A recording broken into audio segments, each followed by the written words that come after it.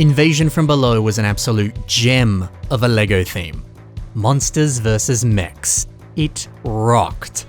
Even the smaller sets, like Evo's Walker, well, they were pretty solid. But you know what would make this set even better? If it was supersized. If you took this tiny little toy and made it huge. Well, that's exactly what we got in store for you today. Strap yourselves in and get ready. But first, let's take a look at the set, as well as all of its beautiful pieces. Shall we? Well, one of the biggest reasons to love this little set is the unique shape that it's got. We've seen so many examples of sets, whether it's in Invasion from Below or anything else in Hero Factory. A lot of the sets that use these pieces are humanoid designs. 2 legs and 2 arms. But dude, this system is so versatile. It kinda sucks how much it was limited to just one body shape. So to finally see them playing around with it and deviating from the norm, well, it felt refreshing. I mean, the actual construction of this mech is fairly simple. You can see how it's made just by looking at it.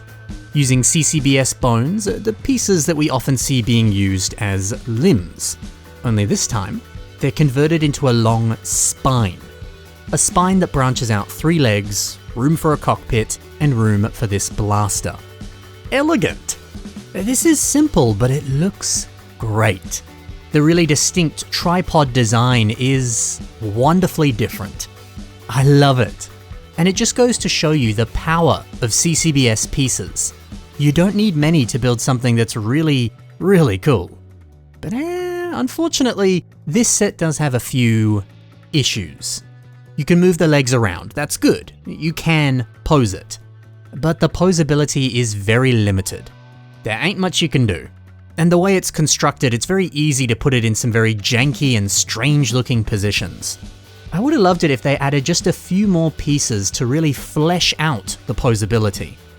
Because again, the concept of this is so good. The shape, the feel, the aesthetic, it's different, it's fun. If they'd elevated it just that little bit more, if it didn't feel so static, then it really could have been something special. Well, look, as nice as it would be to have added in more pieces, that wasn't really possible. This was meant to be one of the cheaper, small-end sets. The affordability is appreciated. And actually, you know, I think that's another reason that this set is good. When I picked this up, it was one of my first Invasion from Below sets. It was an excellent little appetizer before I bought some of the big boys. It introduced me to the new minifigure concept, a ton of really interesting new pieces, and these little jumper bugs. I think this is a wonderful introduction set that highlights all the wonderful new features that this wave of sets offered. I played with it for hours, I had a lot of fun, and I felt so ready and so excited to continue to buy more sets. And I think honestly, if a set can do that, then that's a job well done, right? That means it's a good toy. When I talked about those jumper beasts, they're pretty cool. It's nice that you get 3 of them in different colors. And Evo as a minifigure, nah baby, it's good. These minifigure designs are really, really cool. I don't think they get enough love. Look at him with his little data pad and his chainsaw. A chainsaw that you can then attach onto the side of the mech. A detail that can be a little forgettable, but I love that it does that. There's a lot of LEGO sets out there that don't give you room to place the accessories on the mech. And so then when you put the minifigure in the cockpit, you've got this spare accessory and you don't know what to do with it. Anytime that LEGO does that little extra bit of effort and puts a place for you to place the weapon, it makes playing with it so much more enjoyable. And all it took was 1 extra piece so that you could attach it on the side. That might seem like nothing, but dude, it's a big help. All in all, this set, yeah, it has its faults. It's certainly not as cool or as impressive as many of the other Invasion from Below sets. But for being a small little cute thing, it does its job. And it gets me excited about Invasion from Below. And there is a lot to be excited about in Invasion from Below. Like the pieces. Let's check them all out and see how you can use them in your own mocks. We begin with the body of the jumper beast. This is what it looks like without the head on top. I've got a mock here by Inspirations to Creations, and it's using 2 of these pieces for shoulder armor. It kind of just totally stops looking like a bug and instead just looks like really tight, compact armor that really hugs the arm. That's good. That's really good. Hey, if we're talking about the jumpers, let's continue with that. What about the head? Joxon uses that here for the nose of this beast. And check it out. What was originally the eyes on the beast now become the nostrils on this mock. That one element really rounds off this face and adds in the perfect level of detail. Sick! And alright, I've talked about the other two pieces that make up the jumper. There is one more. It's this tan connector. What could that be used for? Why not a candle? A builder called Robert has done that here, and I like it. The colors, the shape of this piece, it's a perfect match for a candlestick. Moving away from the jumpers and heading over to the mech. What about these yellow CCBS armor pieces? CJ Bricks and Figs converts them into some pretty nice looking shoulder armor or torso armor, whatever it is. It looks good. The way it flares out like that, it adds a nice dynamic feeling to the creation. Nicely done. Now for this gunmetal blaster element. I like the way that Kalahiki Mox has used it for leg armor. One little detail, look at that, the little tip right here that kind of bends out. Now see, it looks like a bit of a spike. I like that. The final piece for today? Well, it's not one piece. It's actually a whole bunch of pieces. All of these different types of CCBS bones. What can you do with that? We got a mock here by Lord Oblivion, or Tony A. He goes by two names. And it almost exclusively uses CCBS bones. And just look at what you can accomplish with one type of piece.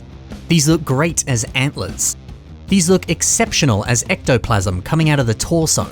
They make for great hooves, they form the entire body. Dude, it just goes to show the incredible power of CCBS. With it you can accomplish so much. You know, for a cheap and affordable set, it does have a nice selection of pieces. So good. But okay, it's time to see that supersized revamp of Evo's Walker. Lois Nuva finally answers the question, hey, what would it look like if instead of them being minifigures, well, they were regular sized heroes riding around in mechs? Because that's what this is, and dude, it's impressive. It's got a wonderful mix of Bionicle, Technic, and CCBS pieces. The textures, the shape, the new black color scheme, and the change to the shape of the body. It's a winning combination. A few details that I love here. The feet. Using these larger kind of bulbous pieces. You get one of these on Toa Ignika's board. It makes up the jet on the back. But I quite like how this gives a very fresh feeling to these feet. Speaking of feet, you'll notice that Evo has these little footrests that help him sit on the mech. This is good. It's probably actually how he's attached onto the mech. I imagine there's a few pins that really lock him in place. But at the same time, a detail like this feels incredibly realistic. If this mech was real, yeah, it probably would have something like that. Anytime you can add in little bits of realism to your mock, it's going to elevate it to another level. What about Evo himself, taking him off the mech? Well, he's good. It's so nice to see that he still has the data pad on his arm, because I love that on the actual minifigure. It's one of my favorite details. So making sure that that's on the bigger dude, well, it's a must. And honestly, you could put a data pad on any of the other Hero Factory sets, and it would probably look good. Maybe that's something to think about.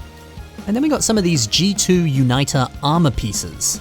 We see them right here on the legs. It looks good. This revamp also reimagines the jumper beasts, making them much bigger. I do like the fact that they use these invasion from below spikes for the feet. These pieces of course originated in this theme, so if you're going to breathe new life into an already existing character, it makes total sense to use some of the pieces that are known from this theme. It's a perfect match.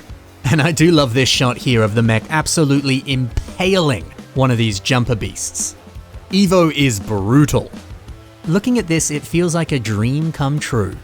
Imagine all the other Invasion from Below sets at this scale. Wow. But that's all for today. It's always a pleasure to talk about Invasion from Below. Now don't forget to take a look at the links in the description below. There you can find more from the builders that I featured today. Thanks for watching everyone, happy building, and bye for now.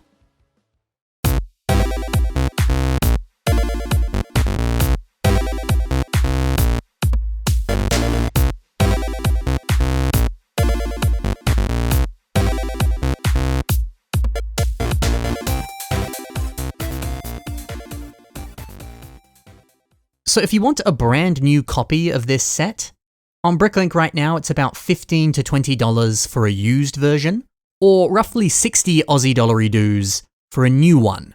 But last year when I was in Singapore, I saw one for sale for $200. Why did they think someone would spend that much on this tiny set? Ridiculous.